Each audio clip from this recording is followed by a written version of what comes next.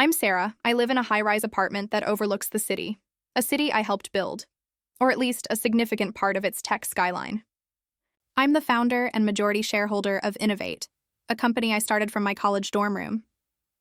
My husband Ben is the CEO. It always felt like our company, our success. I was wrong. The story I'm about to tell you isn't just about a business. It's about how the person I loved tried to tear me down in front of the world, forgetting that I was the one who signed his paychecks. Before this story unfolds, I'd love to connect with you. Please let me know in the comments where you're watching from and what time it is in your corner of the world. It's amazing to see how far these stories can travel. Life, from the outside, was perfect. Ben, 45, and I were the tech industry's golden couple.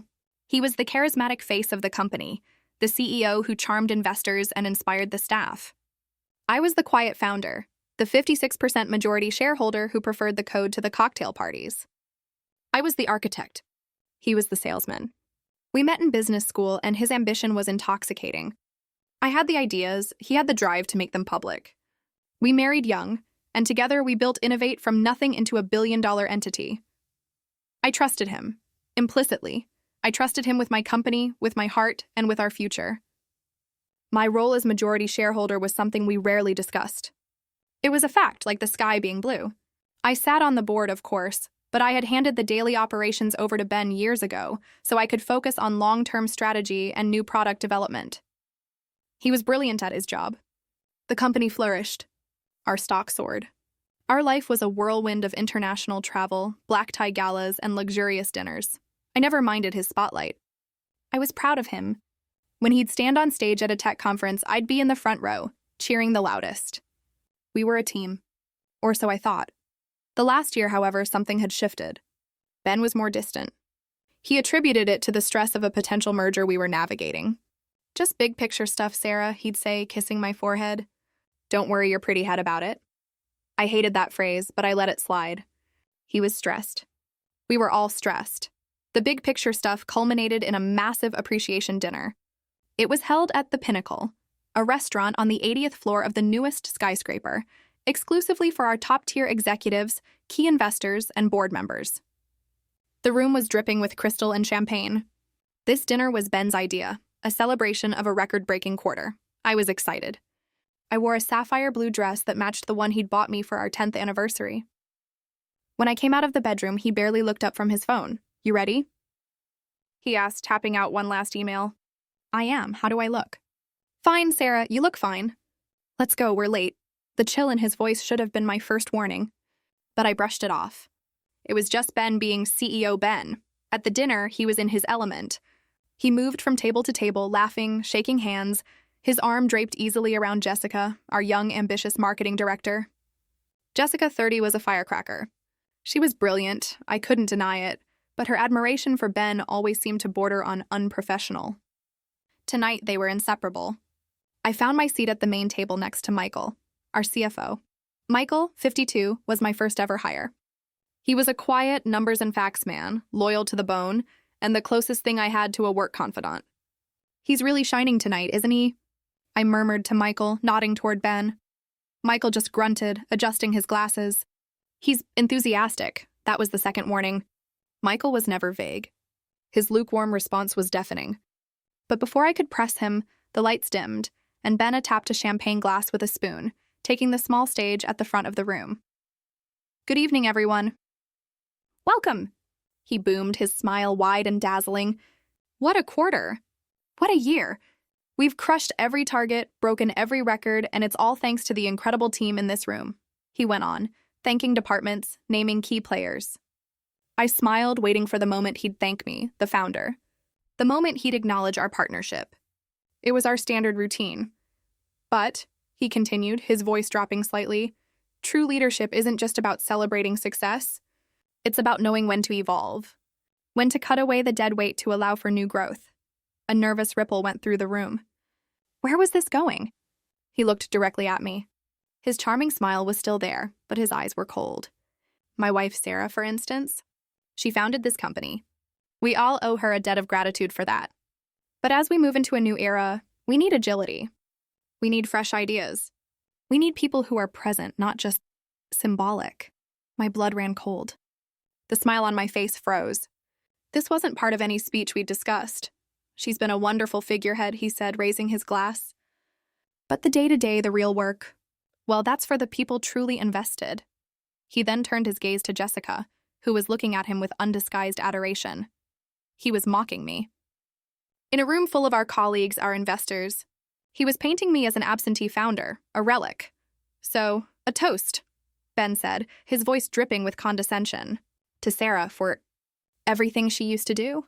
The room was silent. No one clinked their glasses. They just stared, first at Ben, then at me. I could feel the heat rising in my cheeks, a burning wave of humiliation. He didn't just mock me. He effectively announced my irrelevance. And he did it at a luxury dinner he'd orchestrated, a dinner I was paying for. He had forgotten who I was. He had forgotten that I wasn't just his wife. I wasn't a figurehead, I was the 56% owner. And I had just realized my husband was my enemy. The betrayal. Public humiliation. The silence in that ballroom stretched for an agonizing eternity. Every eye was on me.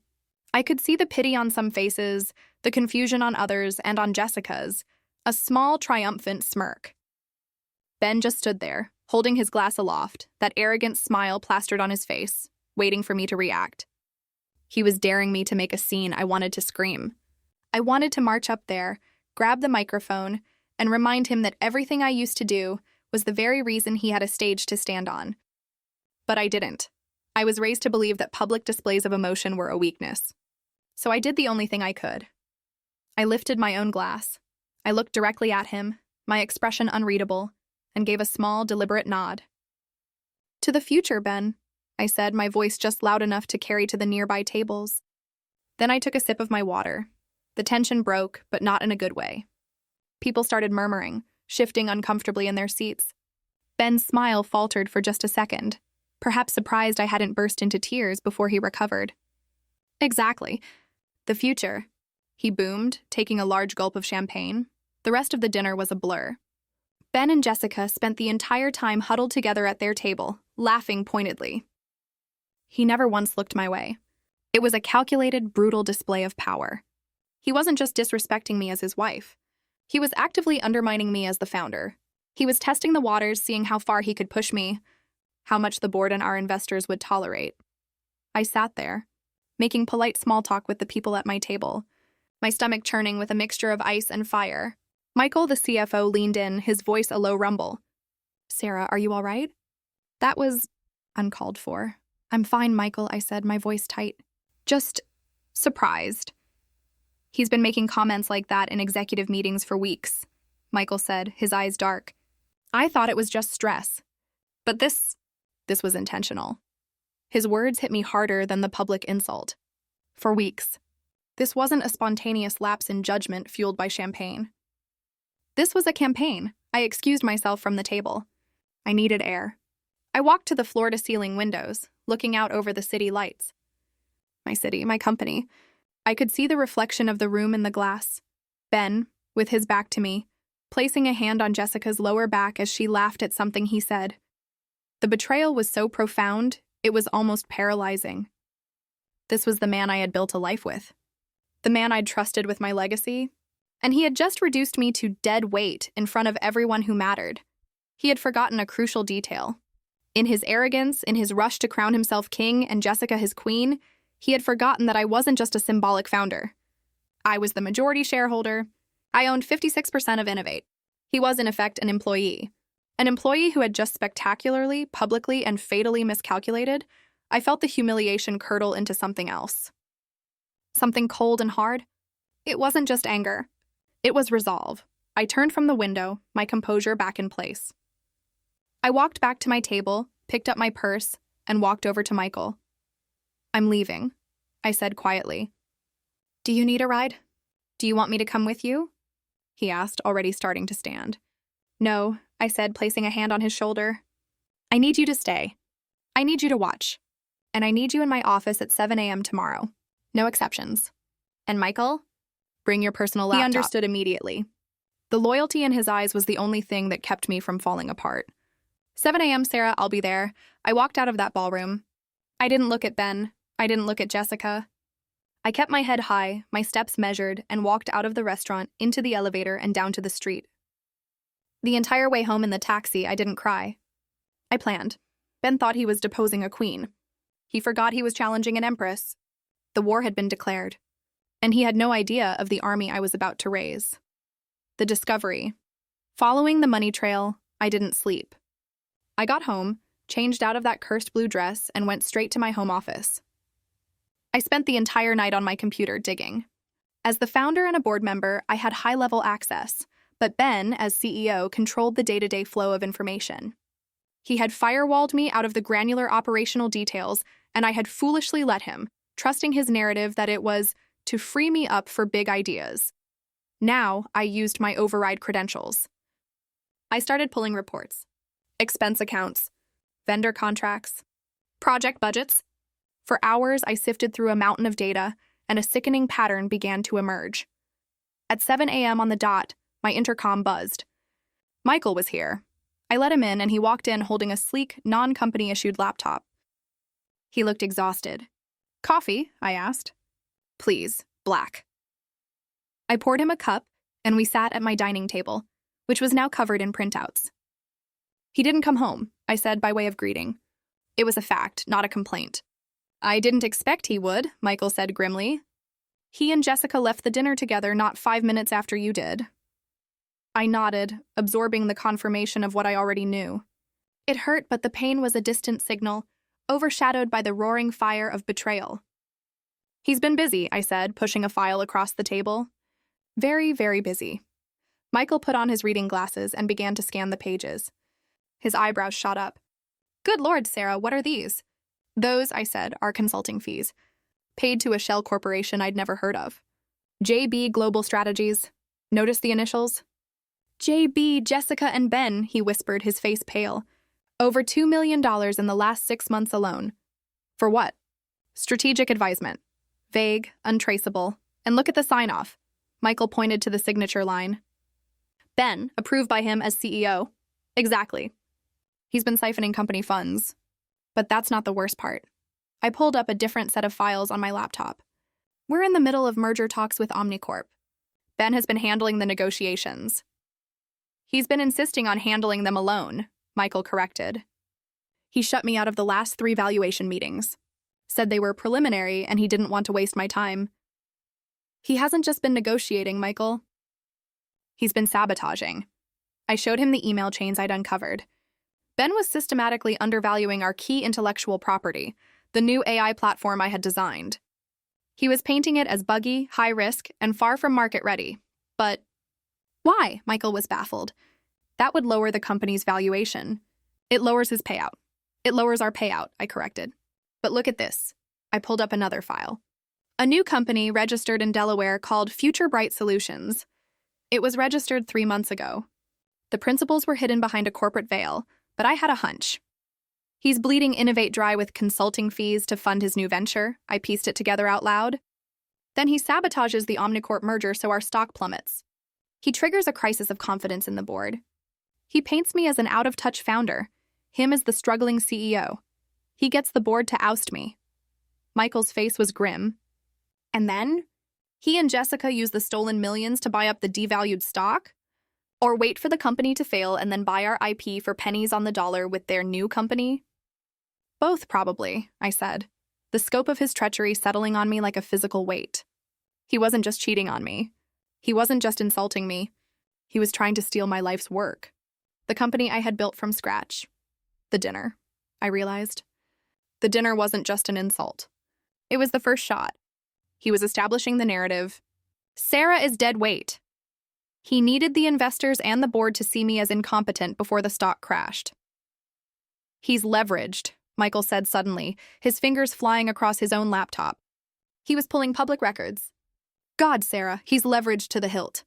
He's taken out massive personal loans. He's betting everything on this. He's betting everything, assuming I'm a fool," I said, my voice dangerously quiet. "He mocked me at a luxury dinner, forgetting I own 56% of the company. What does that matter if he convinces the board to dilute your shares? Or vote you out?"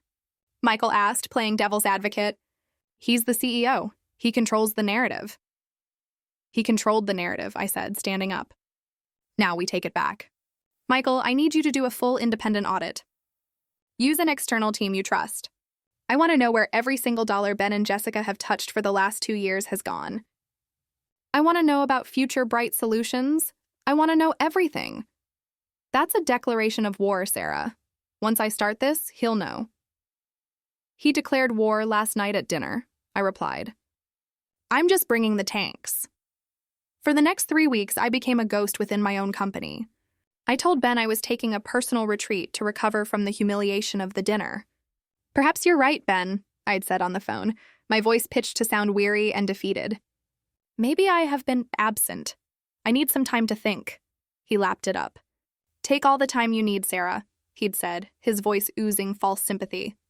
I'll hold down the fort. We'll talk about your future role when you get back. I didn't go to a spa. I went to a rented, nondescript office suite 2 blocks from our headquarters. Michael and I, along with a team of forensic accountants he'd hired, turned it into a war room. While Ben was confidently striding the halls of Innovate, believing I was broken, I was watching him. The first thing we did was follow the money. The $2 million paid to JB Global Strategies was just the start. Michael's team uncovered a complex web of shell corporations, offshore accounts, and kickbacks from vendors. Ben and Jessica weren't just siphoning money. They were running a shadow operation. They had been approving inflated invoices for hardware, marketing campaigns, and consulting, with the overages funneled directly back to them. The total was staggering.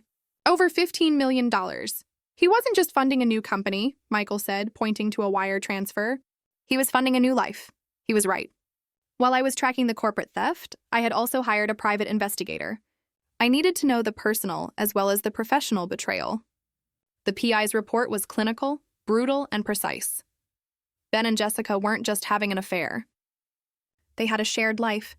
He had purchased a multi-million-dollar condo downtown, the deed registered to her Future Bright Solutions company. The PI's photos showed them moving in, carrying boxes, kissing on the balcony. They showed them at expensive restaurants, jewelry stores. He had bought her a new Tesla, the same model I drove, only in red.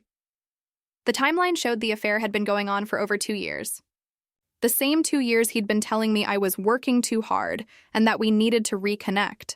But the most damning piece of evidence came from the PI's surveillance of Future Bright Solutions. It wasn't just a shell. It was an active business. And they had a client. Omnicorp. My blood turned to ice.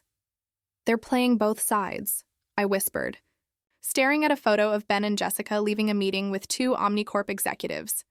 Executives Ben had explicitly told our board we couldn't get in a room. My God, Michael breathed. He's not just sabotaging the merger. He's acting as a paid consultant for Omnicorp, using his inside knowledge as our CEO to help them structure a hostile takeover. The plan was suddenly, terrifyingly clear. Ben and Jessica steal $15 million from Innovate. They use that money to fund Future Bright and their lavish life. Ben, as CEO of Innovate, systematically devalues our IP Ben and Jessica. As Future Bright, consult with Omnicorp, telling them exactly how to exploit those weaknesses for a lowball hostile takeover. When the stock crashes, Ben blames me, the absent founder, the board in a panic, ousts me and accepts Omnicorp's lifeline offer. Ben gets a golden parachute from the sale, plus his massive consulting fee from Omnicorp.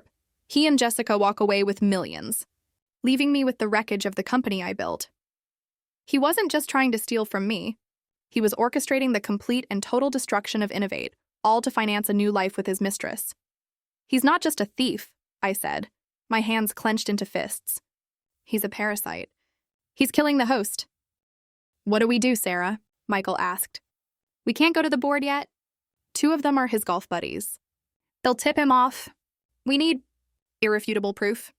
We need to catch him in the act. You're right, I said. He thinks I'm at a spa, licking my wounds. He thinks he's a genius, and I'm a has-been. I looked at the whiteboard, at the intricate web of lies and theft we had mapped out. He wants to be the star. He loves the spotlight, I said, a cold, sharp idea forming in my mind. So let's give him one. He wants to control the narrative? Fine. I'm going to give him the biggest stage of his life. What are you thinking? Michael asked. I'm thinking, I said, that it's time to call an emergency board meeting. An emergency board meeting? Michael looked skeptical. Sarah, if we call it, he'll know we're on to him. He'll control the agenda. He'll shred everything before we can get to it. Not if he calls the meeting, I said. Michael paused. How do we make him do that? We leak the merger details, I said simply. But not the real details. We leak a rumor, a devastating one. We're going to use the very channels he and Jessica created against them. I still had access to the company's internal servers. That night from my war room, I drafted an anonymous encrypted email. I sent it to a mid-level manager in the finance department, someone I knew was ambitious and prone to gossip. The email, supposedly a misdirected executive summary, painted a dire picture. It confirmed that the Omnicorp merger had stalled, that our Q4 projections were catastrophic, and that the board was holding a no-confidence vote regarding executive leadership. It was bait. And I knew Ben, with his ego and his spies, would catch it. It took less than 12 hours. The gossip spread through the office like wildfire. Panic set in. The stock dipped 5% in pre-market trading on the rumor alone. Just as I predicted, Ben's hand was forced. He couldn't let a rumor of a no-confidence vote circulate without him controlling it. By 10 a.m., an email went out from his office. Mandatory emergency all-hands meeting at 3 p.m. today, followed by an emergency board meeting at 5 p.m. He was trying to get ahead of the story. He would use the all-hands meeting to calm the staff, blame market volatility and malicious rumors, and then use the board meeting to solidify his power, likely by officially recommending I be removed from the board for instability. He's walking right into it, Michael said, a note of awe in his voice. Now we prepare the stage, I said. The next few hours were a blur. Michael and his team finalized their audit, printing it into thick, bound copies. The PI delivered a thumb drive with the high-resolution photos and surveillance logs. I contacted our corporate attorneys, my personal corporate attorneys, not the ones Ben had on retainer, and had them on standby. Then I prepared my own presentation. While Ben was preparing a speech full of corporate platitudes and veiled attacks, I was preparing an arsenal of facts, spreadsheets, bank transfers, timestamps, photographs. At 2:45 p.m., I walked into the Innovate building for the first time in 3 weeks. The lobby was buzzing with anxious employees, all heading to the main auditorium for the all-hands meeting. I bypassed them. The receptionist's eyes went wide when she saw me. Mrs. Evans? We thought you were on leave. I'm back, Cindy, I said, flashing my founder's access card. I didn't go to the auditorium. I went straight to the 50th floor boardroom. It was empty, set up for the 5 p.m. meeting. Ben, in his arrogance, would be focusing on the all-hands meeting, on managing the little people. He wouldn't even think about the boardroom until 4:55 p.m. I walked to the head of the long mahogany table. My table. I plugged a hard drive into the room's high-tech presentation system. I linked the audio visuals. I made sure the teleconferencing was active. As 2 of our board members were international, then I sat down in the chair at the head of the table, the chair Ben had informally claimed as his own for the past year, and I waited. At 3 p.m., my phone buzzed. The all-hands meeting was starting. I could picture it perfectly. Ben on stage, projecting calm confidence, subtly blaming the old guard, me, for the company's stagnation. While he was performing, Michael was quietly visiting the offices of the 3 board members I knew were still loyal to the company, if not to me personally. He wasn't giving them the full story. He was just giving them a pre-read for the 5 p.m. meeting, a 1-page summary of the forensic audit, just enough to make them horrified and scared. I sat alone in the silence of the boardroom watching the clock. 3:30 p.m. 4 p.m. 4:30 p.m. At 4:45 p.m., the elevator chimed. The first board members arrived. It was the 3 Michael had pre-briefed. They saw me at the head of the table and their faces were pale. They didn't say a word. They just took their seats. At 4:55 p.m., the elevator chimed again. In walked Ben, flushed with success from his all-hands meeting. He was laughing at something Jessica, who was at his side, had said. "All right, people. Let's make this quick. I know this." He started. Then he stopped dead. He saw me. His smile vanished. His face went ashen. He looked at me, then at the other board members, then at Jessica, who had frozen by the door. "Sarah," he said, his voice a strained attempt at authority. "What are you doing here? I thought you were on leave. And Jessica, this is a board-only meeting. Oh, but she's essential personnel, Ben, I said, my voice calm and clear in the silent room. In fact, she's the star of the show. Please, Jessica, find a seat. We have a lot to discuss. I pressed the button on the console in front of me. The lights dimmed and the massive 80-inch screen behind me flickered to life. The first slide wasn't a spreadsheet. It was a high-resolution photograph from the PI. It was Ben and Jessica, kissing on the balcony of their new condo. The confrontation. The boardroom. Takedown. The gasp from around the table was sharp. Ben staggered, gripping the back of a chair. What is this? Sarah, this is a private matter. This has no place here. I agree, I said, my voice cutting through his panic. Who you sleep with is your business. But who you steal with, that's my business. That's board business. I clicked to the next slide. It was the incorporation document for Future Bright Solutions, with Jessica's name clearly listed as the sole proprietor. Ben, you called this meeting to discuss the malicious rumors about our stalled Omnicorp merger, I said, standing up. Well, I'm here to tell you the rumors are true.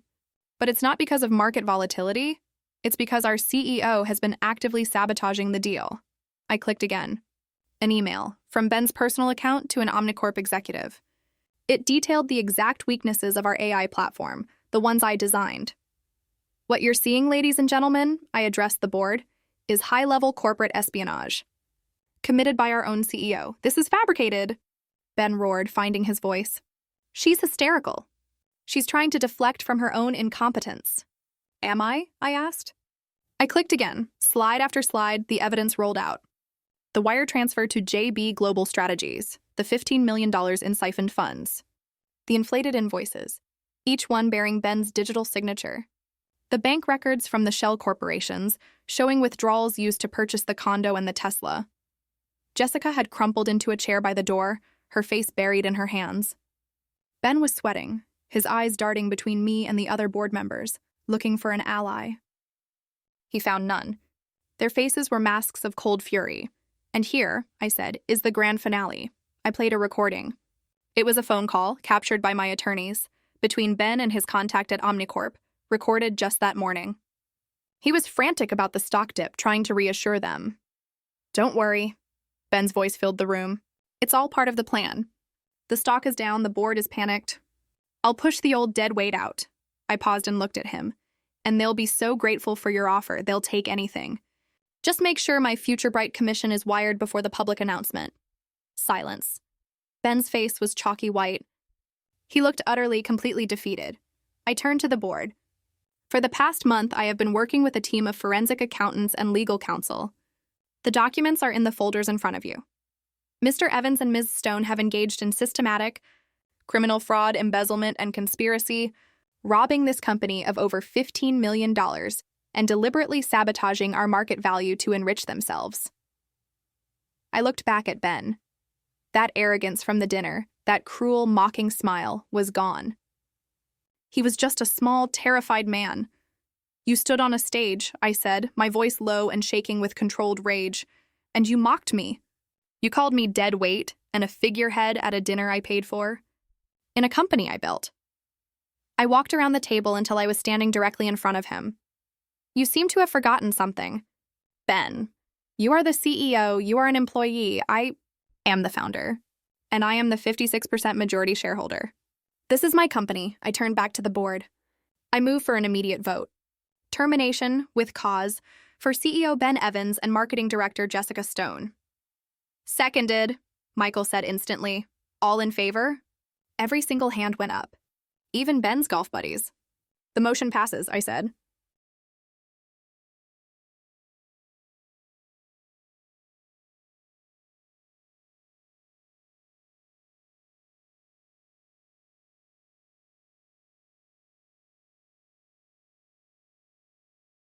You can't do this, Ben finally shrieked. I'm the CEO. I built this. No, I said, turning to him one last time. You were a tenant, and your lease is up. I nodded to the door. 2 members of building security, who had been waiting on my signal, stepped into the room. Mr. Evans, Ms. Stone, I said. Please escort them from the building. They are to take nothing with them but the clothes on their backs. Their access is revoked. Jessica was sobbing hysterically as she was led out.